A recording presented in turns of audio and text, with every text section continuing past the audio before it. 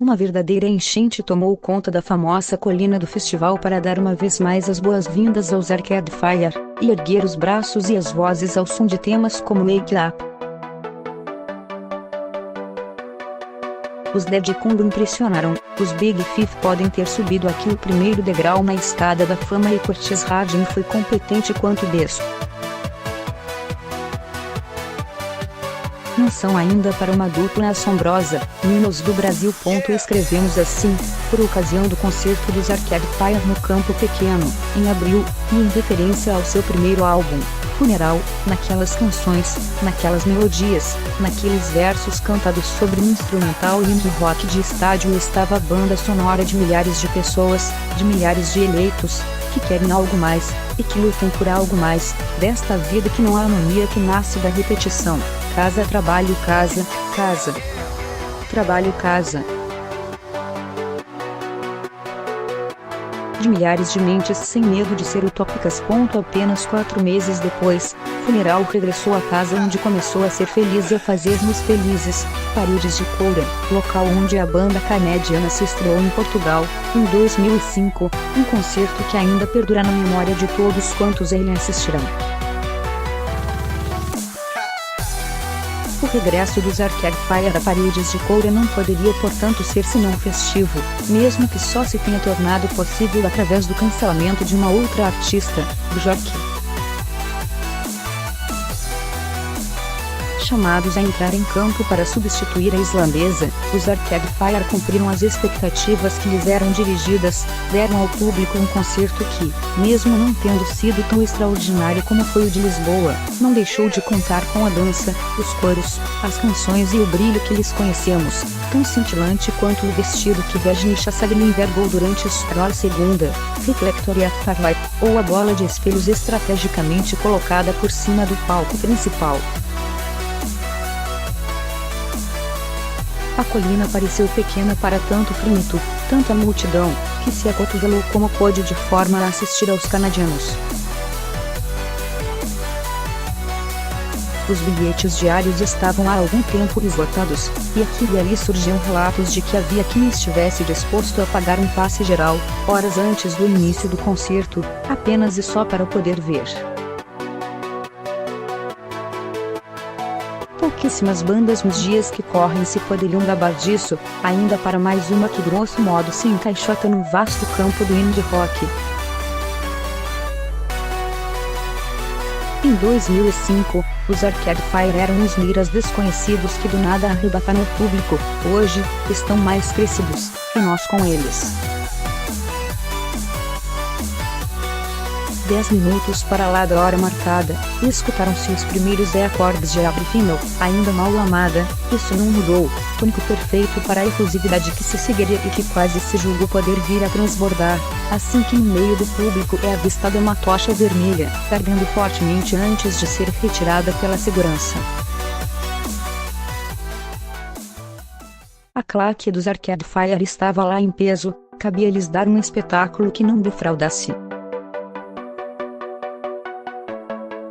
Tal como na canção, o tudo seria ali. Agora Neighborhood Jogo da Velha 3 não apagou as luzes, mas mostrou-se bem mais ruidoso do que o habitual, sendo que o volume aparentou estar algo baixo para tamanha dose e densidade. De um trecho de Heavy Power passou-se imediatamente para a eufórica Rebellion, Lies.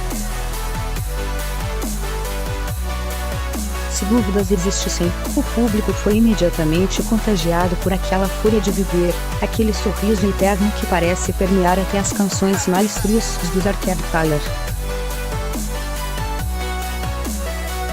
É bom ver-vos outra vez, exclamou em Butler, e poderíamos dizer-lhe o mesmo ponto especialmente quando logo a seguir apanhamos como Cars de frente, canção que levou alguns a arriscar o Crowdsurf, tendo plena consciência de que perderiam de imediato o lugar privilegiado que haviam guardado em frente ao palco. Sucedem-se mais 2 temas de Abre Final, o álbum, e eis a grande surpresa da noite, Cars and Tella Fools, maqueta escrita por um Butler quando ainda estava a dar os primeiros passos no mundo da música, e que tem sido esporadicamente interpretado ao longo desta última digressão dos Arcade Fire.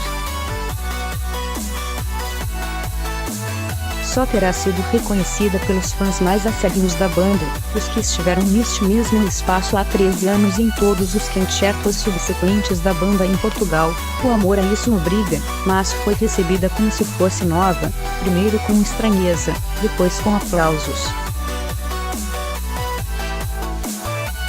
Não faltaram as referências a Donald Trump, a quem dedicaram em Intervention, a Aretha Franklin, Um Anjo na Terra, temas bem queridos como The Subarzure de Toscarte e, ainda, uma deambulação de Destiny pelo meio da plateia antes de botar enfiar um bocadinho de All My Friends, dos amigos LCD Sound System, e Metcalfe. No APAR, uma curta mensagem: por favor liguem as luzes. O público acedeu, e milhares de pontos brancos, tantos quantas estrelas há no céu, iluminaram a colina ao som de uma versão mais soft de Every Final antes da explosão final com Wake Up, para afinar as gargantas que ainda não haviam cedido. A magia regressou à cura. E haverá certamente de voltar. Que se lhe tinha ditado: regressamos, sempre, aos locais onde fomos felizes. Também o fomos com os Ved Combo, que da dupla Totrix / Pedro Gonçalves passaram a ser uma banda extraordinária, um dos expoentes da música feita em Portugal desde o início do milênio.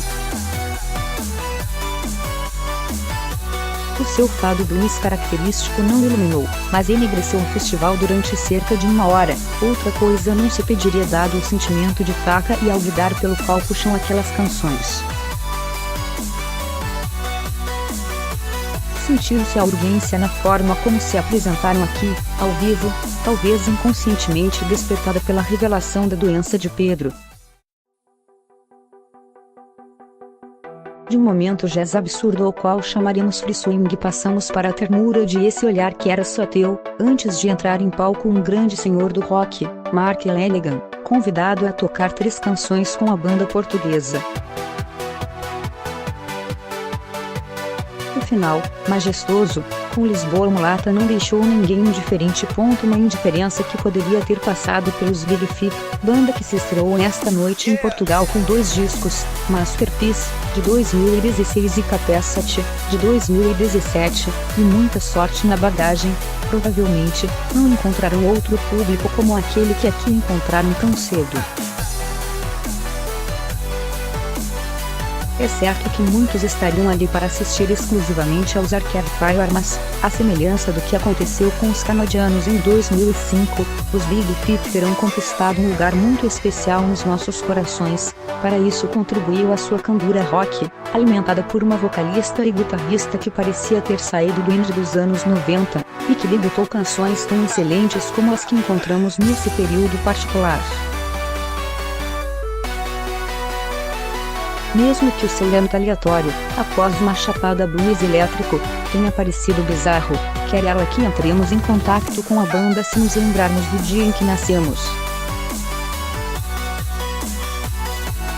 Não saberá, naturalmente, que a boa maneira tuga nem sequer nos lembramos do que jantamos ontem. Ao final da tarde, foi de cortes rádio na festa, quando era ainda possível movimentar-nos de um lado ao outro dentro do recinto. O norte-americano começou por apresentar um rock radiofônico não muito diferente do de um Lenny Kravitz, mas depressa mostrou toda a sua qualidade ao apostar numa sonoridade mais soul. Os elogios a Portugal, a comida, as pessoas e a meteorologia também ajudaram.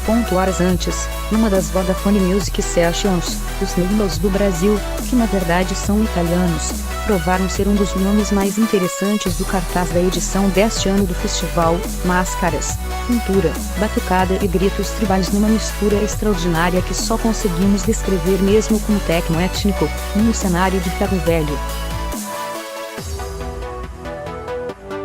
Fabuloso. O Vodafone Paredes de Coura regressa em 2019 e novamente às margens do tabuão.